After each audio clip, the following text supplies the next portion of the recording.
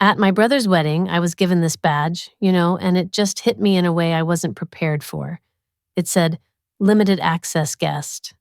And my mom, she just leaned over and whispered to me, that means no plate. It was like she was sharing some light-hearted secret, but there was no humor in it. I felt this wave of disbelief wash over me. I mean, I had been saving up for months, working extra shifts, saying no to every little thing I wanted just to give them this meaningful gift. I had prepared a check for them, $7,500. It wasn't easy. It was something I wanted to do for my brother to show him my love and support. So, when I realized what was happening, it was like a punch to the gut. I walked over to the gift table, picked up my envelope, and just said, I think you won't need this anymore. It was that simple and that heartbreaking.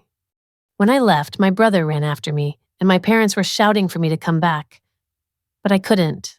I just couldn't. It felt so offensive, like I was invisible, like my presence didn't matter. I had no idea anything was amiss until I got to the reception. The church part was fine. Quick, pretty, the usual blur that weddings are. My brother hadn't really spoken to me that morning, but I figured he was just nervous. I didn't expect to be the center of attention or anything. I'm not like that, but I did think I was part of the family, that my presence mattered. When I reached the reception check-in, I was behind this couple who got these fancy envelope-style badges, all shiny and gold-trimmed, with their names and table numbers in beautiful calligraphy. Then it was my turn. The woman behind the table didn't even look up. She just handed me this flimsy paper badge. I stared at it, not quite believing it was real. Limited access guest. I stood there, confused. I thought maybe it was a mistake. It had to be. But then my mom appeared, like she had been waiting for exactly this moment. She whispered that it meant no plate, like it was nothing. I waited for her to laugh, to tell me it was a joke, but she just walked away. I stood there, feeling like I was suddenly underwater, everything around me muted and distant. I walked into the hall anyway, trying to convince myself it was just a mix-up. But as soon as I saw the tables, the seating chart, the servers placing dishes, reality hit me hard. My name wasn't anywhere. I checked every table, even the ones at the far end. Nothing. Not a chair, not a plate, not a name card. I wasn't a guest. I was just an afterthought, someone they didn't bother to include. I stood by the wall watching everyone settle in. My brother raised a toast, my parents clapped, his fiancée kissed his cheek while the cameras flashed. I waited for someone to notice me, for someone to come over and say it was a mistake, but no one did. They saw me. They just didn't care. So I went back to the entrance where the gift table was. It was quieter now, just a few scattered envelopes and bags. I found mine right away. It was the only one that wasn't sealed, just folded closed. I picked it up, opened it, and took out the check.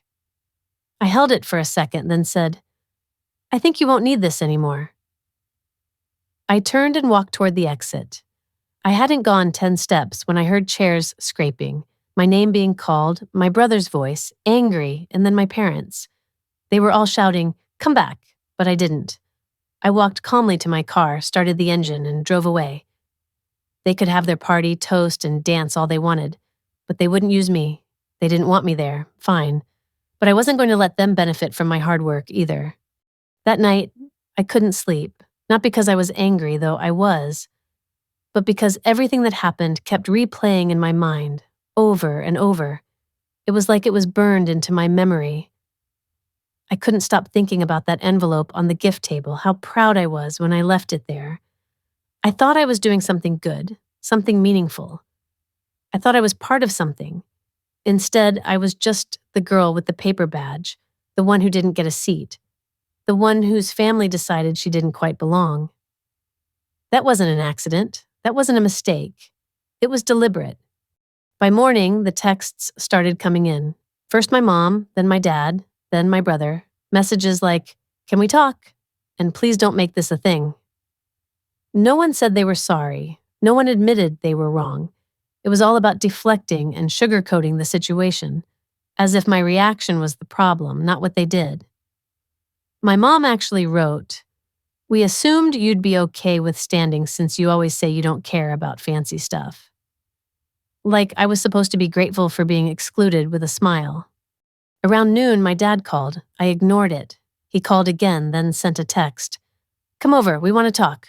Your brother's here too." I didn't answer right away. I took a shower, made breakfast, cleaned the kitchen. I didn't owe them urgency. I didn't owe them the benefit of the doubt either. But part of me wanted to go, not to fix anything, just to see them squirm a little. I knew they needed that check. I knew how close they were to the edge financially. My brother had complained about the venue cost and how tight they were trying to book a honeymoon in the same month. So I decided to go, not out of forgiveness, but out of curiosity. When I pulled into the driveway, my brother's car was already there. So was my dad's. I walked in without knocking, and there they were in the living room. My mom tried to look casual, smiling like I was back from a long vacation. My dad nodded like this would be a reasonable conversation. My brother stood up, half raising a hand, unsure if he should hug me or shake hands. I sat down and said nothing. I just waited. My dad spoke first, saying it was really unfortunate how things went. It all began with that wedding. I wasn't there, not because I chose to skip it, but because they just didn't think to include me. My mom later said it was a miscommunication, throwing around words like oversight, as if my absence was just a clerical error, like I was a forgotten appointment on a calendar. My brother, he didn't say much at all. When he did speak, it was in vague terms, as if I was supposed to understand without him saying anything. Like I was supposed to rise above it all and not feel the sting of being left out. I sat through their explanations, nodding here and there, and when they were done trying to make it right, I said one thing. I might change my mind. That's all I gave them. No promises, just the possibility hanging in the air. The room shifted instantly. My mom perked up, eyes wide with hope, like I had just thrown her a lifeline. My dad let out a breath, relief already washing over him. Even my brother looked at me for the first time, like he was finally seeing me. Their hope was palpable, almost tangible, as if they believed they had won me back with that small word. My mom started talking quickly about how generous it would be, how the money would help with the honeymoon, how she didn't want this to be a shadow over us. My dad chimed in about how families have rough patches, but get through them. My brother didn't say thank you, not even then. I just smiled a little, stood up, and said I needed time to think.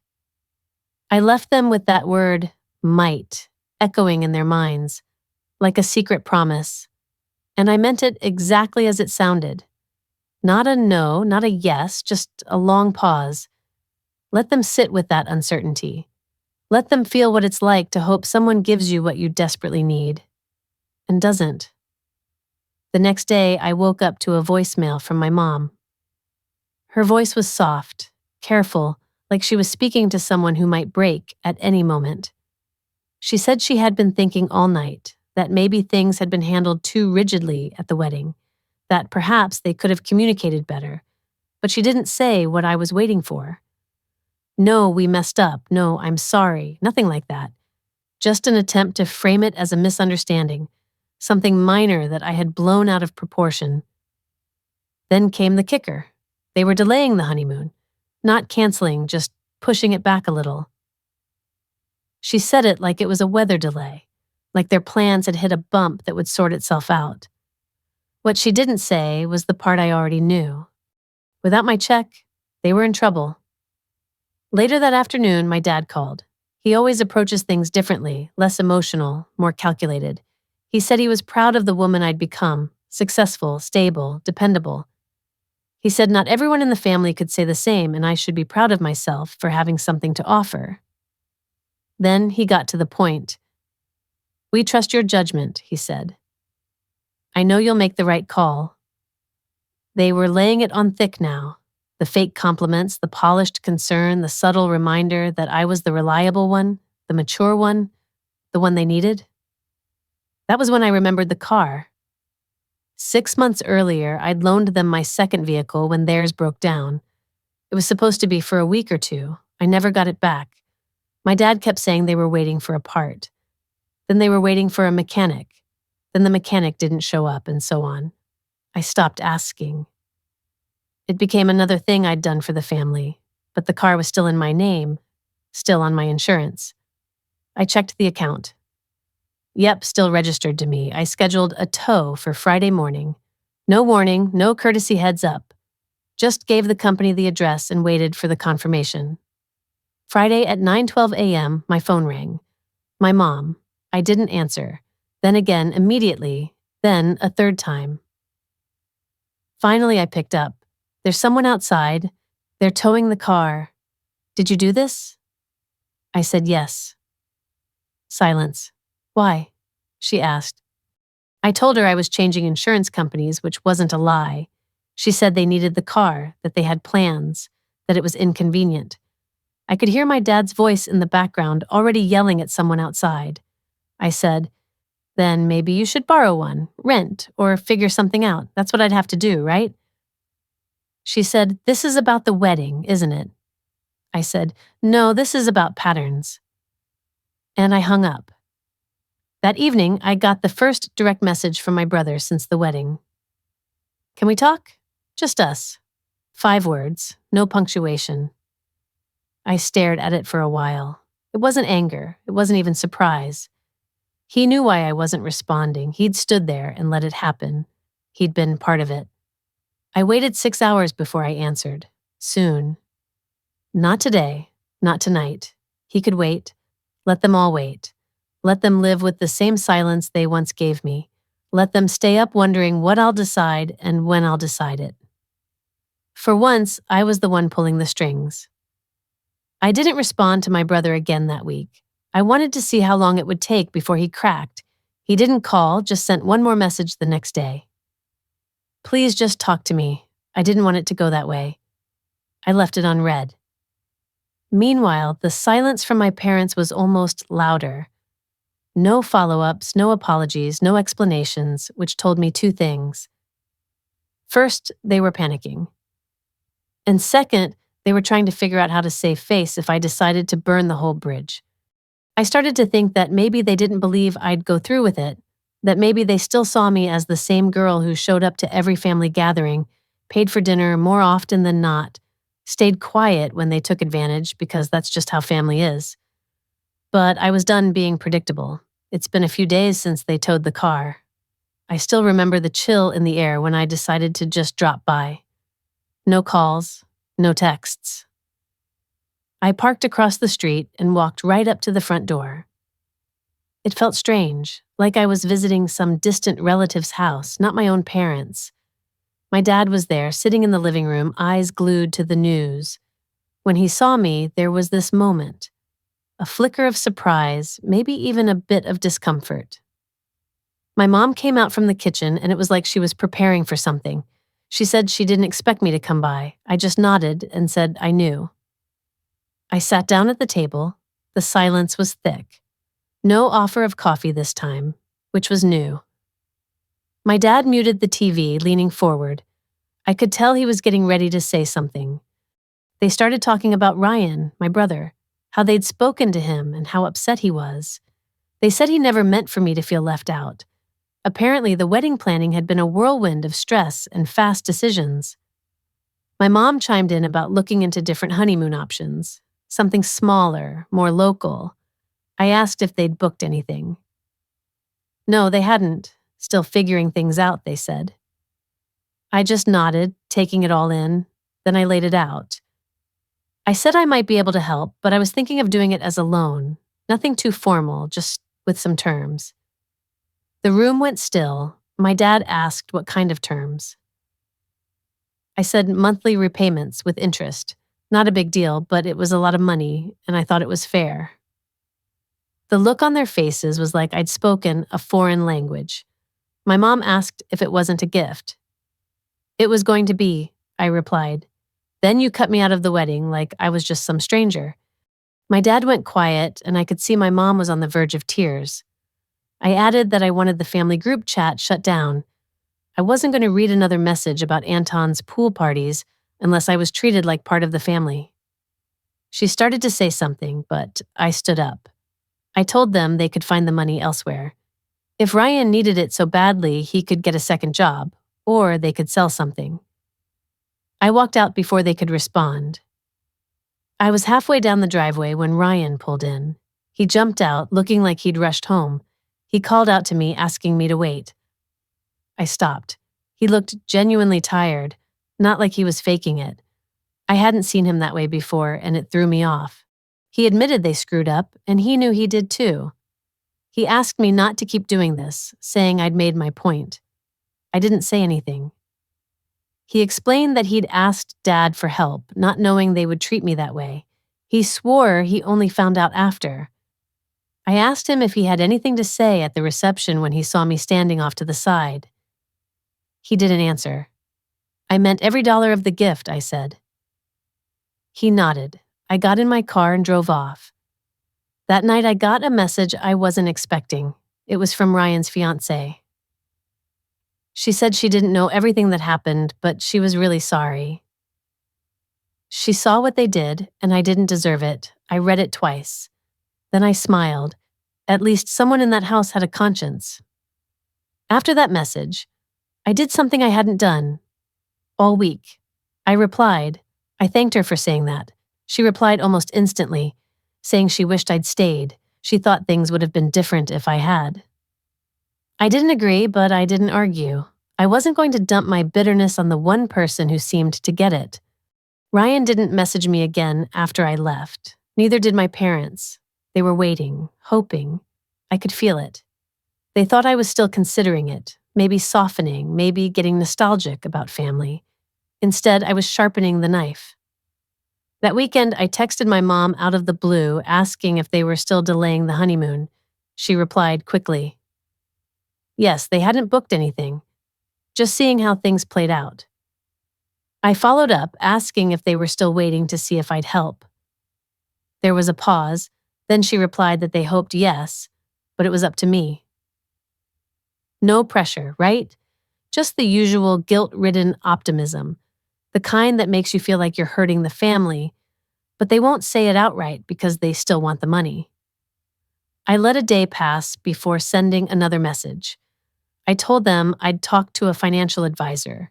If I did anything, it would have to be a formal contract, signatures, interest, and a clause that they couldn't talk to me about the money unless it was in writing. No response for hours. Eventually, my dad texted me directly, asking if I was serious. I didn't reply. Later that night, my mom texted again, suggesting we meet and discuss it calmly. I sent a thumbs-up emoji. That was it. We met the next day. They tried to keep things friendly. My mom made coffee. My dad had a printed list of alternate ideas, including one where I'd give a portion of the money now and the rest after they repaired the trust. Ryan wasn't there. I asked why. My mom said he didn't want to be part of it anymore. He was stressed enough. I smiled and said that was fair. I was stressed too, so I told them, let's just wrap this up. My dad handed me the printed page like it was a peace treaty. I scanned it, then folded it in half and slid it back. I told them I'd made my decision. They'd have to figure it out without me. Borrow the money. Earn it. Do what they needed to do. Just don't ask me again. My mom's mouth opened, but nothing came out. My dad just sat back like he'd been hit. That moment when all hope drained from their faces, I'll never forget it. The next morning, there were no messages, not a single call. Silence. I wasn't surprised. Later that week, Ryan's fiancée texted me again. She said they'd told her I shut everything down. She wanted me to know she still thought I was right. I stared at that message for a while, then replied, saying she was the only one who got it. I remember that moment so clearly, sitting there with this heavy silence around me. It was like a weight had settled in, filling up the spaces that used to be filled with noise and chatter. I had always been the one to keep the peace, to smooth things over with a polite smile and a nod. But this time I had said no. I had put my foot down, and the silence that followed was deafening. It wasn't peace, it was punishment. My family had always had a way of handling things. They wouldn't outright say they were cutting me off, but it was crystal clear. No texts, no calls, nothing from my parents or Ryan. Even the family group chat, usually buzzing with messages and updates, went completely quiet. It was as if I had been erased. I knew that they thought I'd come crawling back, that I'd apologize for standing my ground. But I wasn't about to do that. I missed the family I thought I had, not the one that actually existed. It's funny how we create these idealized versions of people in our heads, versions that don't really match up to reality. The version of my family that I had in my head was warm, supportive, and loving, but the reality was different, and it took me a long time to come to terms with that. Then, out of the blue, Ryan's fiancée reached out to me. It was a simple message, just checking in to see if I was okay. I told her I was, and that I appreciated her reaching out because no one else had. She didn't try to change my mind or tell me to forgive them. She just hoped I'd still be around for the next chapter because I mattered. It was the first genuine kindness I'd felt from that side of the family since the wedding debacle. It wasn't much, but it was something. A few days later, I got a notification from my bank. My dad had transferred $40 into my account. There was no note, no context. I declined it. I knew what he was trying to do, but I wasn't going to accept it. That same day, I canceled the birthday dinner reservation I'd made weeks ago. I'd been holding on to it just in case they came around, but it was clear they weren't going to. Instead, I ordered takeout and ate alone on my porch. It was peaceful and simple, and for the first time in a long time, I didn't feel like something was missing. They thought they had frozen me out, but what they didn't realize was that I had already left. The silence had settled in like mold, slow and unmistakably permanent. I stopped expecting texts, stopped checking the family group chat, and I didn't even get the usual chain emails my mom used to send. Ryan had disappeared completely. Not a word since I turned them down. It was like he'd chosen not to deal with the mess because facing it meant admitting he played a part. I moved on, mostly. I was back to work, eating better, sleeping okay. I even started planning a trip I'd been putting off for years. Somewhere far. Somewhere they couldn't reach. Then, one random Thursday night, everything cracked open again. I was half asleep on the couch when I saw a notification from an unknown number. I almost ignored it, but the first line made me sit up. It was about the wedding and my brother. I blinked, unsure if I should read it, but something told me I had to know. The message was from Carrara's cousin. She'd helped organize the wedding and had seen the original guest list. I was listed as family, seated with my parents and Ryan. But 3 days before the wedding, my mom changed it. Ryan approved it. They moved me down to the limited access category, like I was some distant relative. It wasn't a mistake. It was deliberate. They knew what I was bringing to the table. I had told Ryan weeks earlier that I had something big planned for the wedding. I wanted it to be a surprise, something meaningful. He knew, and he did it anyway. I scrolled back through our old messages, back to the night he called, and said they couldn't afford the honeymoon. I told him not to worry, that I'd help. But 3 days before the wedding, he signed off on cutting me out. They wanted the money, but not the connection. It was like a punch in the gut, and I just sat there, staring at my phone, feeling exposed. I never thought I'd find myself in this position, sitting here, speaking to a camera. But here I am, compelled to share my story because it's been eating at me for too long. It all started when I found out exactly where I stood with my family. I used to think I was a part of something, that no matter what, they had my back. But I was wrong. They didn't want me in the pictures, the speeches, or at the table. All they cared about was what I could give them. And that's when something inside me shifted. It stopped hurting because I finally saw them for who they were. No more wondering. No more giving them the benefit of the doubt. I didn't need to respond to my cousin when she reached out because she had already given me more than my family ever did. The truth. The next morning, I woke up with an unexpected sense of calm. I wasn't spiraling emotionally, no urge to scream or cry, just a quiet acceptance settled in. They had made their choice. My mom chose to exclude me, My dad chose to back her up. Ryan, my brother, chose to stand by and let it all happen. So I started making changes. I left the family group chat without saying a word. I blocked my parents on all social media. I muted Ryan's number. Not blocked, just muted. I wasn't punishing them. I was removing myself from a narrative they had constructed, a version of me that only existed to serve their purposes. Later that day, I received a text from Ryan's fiancée. She didn't know what happened, but she said Ryan had been quiet all morning and she thought he was starting to realize things. I chose not to respond. I wanted him to sit with it, to figure it out on his own because I wasn't going to carry that burden anymore. 2 days later, my dad reached out again with a message that read, "Family is complicated. We all make mistakes. We love you." I stared at it, seeing only excuses wrapped in vague sentiment. There was no apology, just an empty lifeline. I didn't reply. Instead, I opened a file on my computer titled Loan Terms and deleted it. They weren't getting the money. They weren't getting anything from me anymore. For the next week, silence became my new normal. Then, on a random Tuesday evening, Ryan's name appeared on my phone again. This time, he called. I didn't answer, but he left a voicemail asking for just 5 minutes of my time, admitting he didn't deserve it, but asking anyway. I listened to it once, then I set my phone down and went for a walk. No music, no distractions, just the sound of my footsteps and the breeze. It was the most at peace I'd felt in months. The following day, another message arrived, this time from my mom. She said Ryan wasn't doing well and that he missed me. It was short and lacked any real understanding of the situation.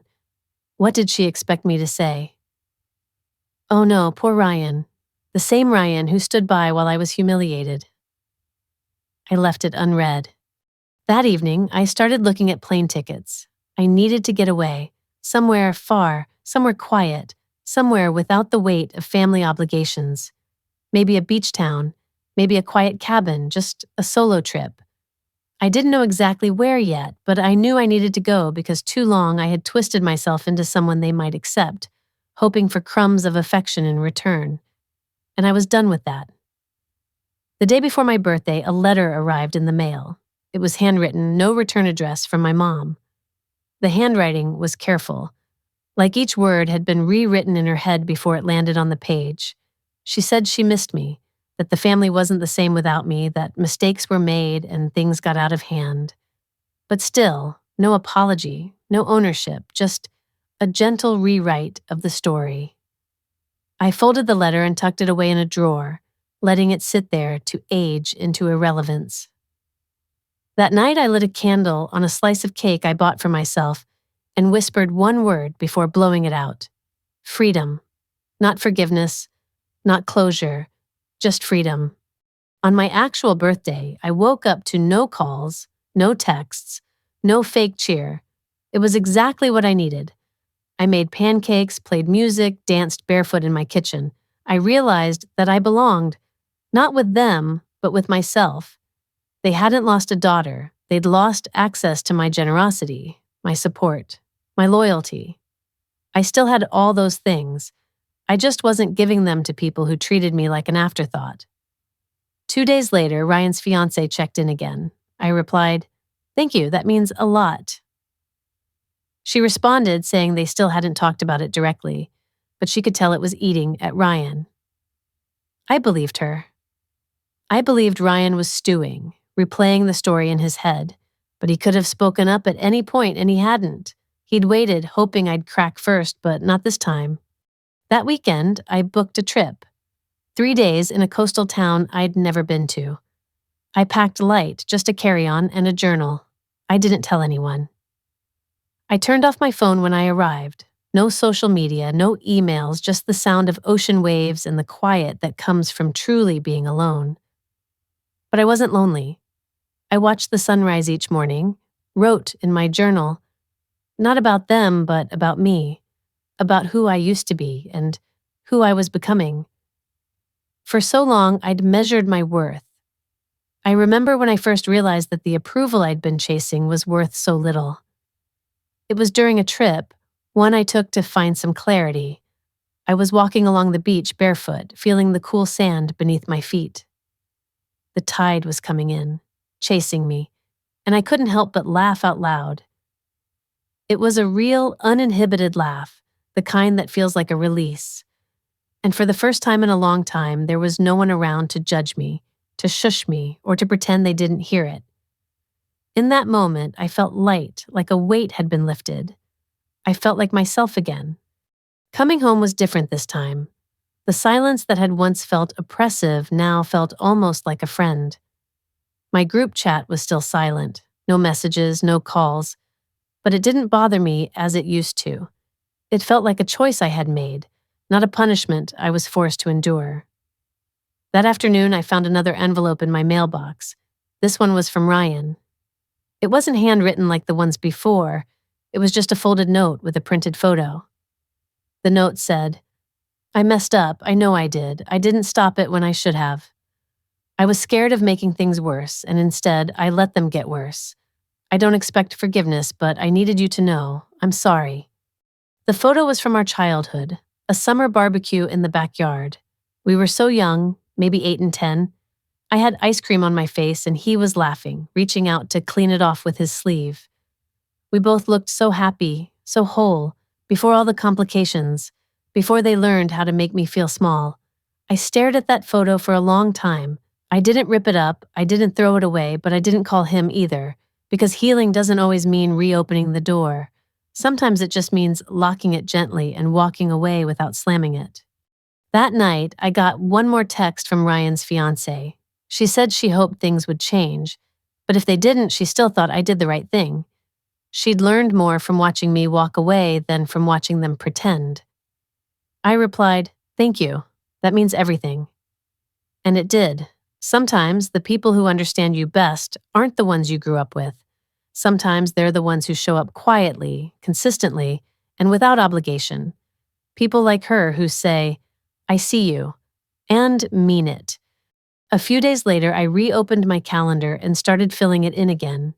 Dinner with friends, a yoga class, a gallery opening, a hike, not one single event involving family. And it felt good. For years, they had taught me how to disappear inside myself, how to accept scraps, how to perform my worth in exchange for shallow praise. But I wasn't doing that anymore. I wasn't waiting for an invitation. I wasn't waiting for a call. I wasn't waiting for the apology that would never come in the form I deserved. Instead, I was building something else, something better, a life that didn't orbit around anyone else's comfort or expectations. One morning, I sat at my kitchen table with a cup of coffee and scrolled through old photos. Birthday parties, holidays, awkward group shots with forced smiles. I deleted most of them, but I kept a few, not because I missed the moments, but because I needed to remember how far I'd come. The girl in those photos, she was trying so hard, so painfully hard to be loved, to be chosen, to be enough. And now she was finally free. It had been a little over 2 months since the wedding. 2 months since I stood in front of a gift table and decided I wasn't going to let them take from me anymore. 2 months since I stopped bending myself into their shape and started choosing mine instead. And still nothing from my parents. They were stubborn, I'd give them that. The kind of people who believed silence was a strategy, that if they waited long enough, I'd come back out of guilt or loneliness or nostalgia. But I wasn't lonely. Not really. Because the quiet they left behind had been filled with peace, with real friends, with people who saw me, with the kind of laughter that wasn't measured in obligation or role-playing, but joy. And one night, in the middle of that stillness, I got another message. It was short, from Ryan. "Hey, I don't expect anything. I just wanted to say I miss you." I stared at it for a long time. Then I set my phone down.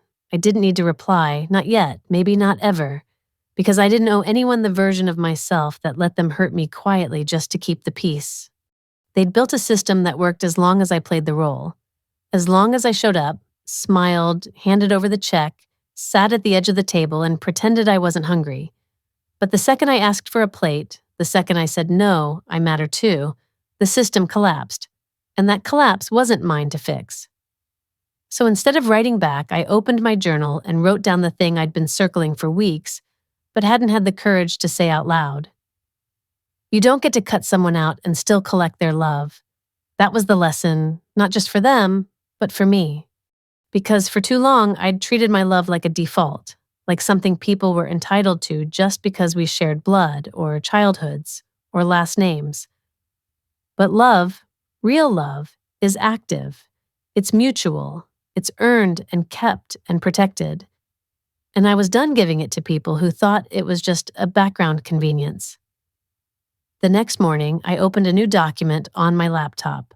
I typed a title at the top: What I Will and Won't Accept from Family.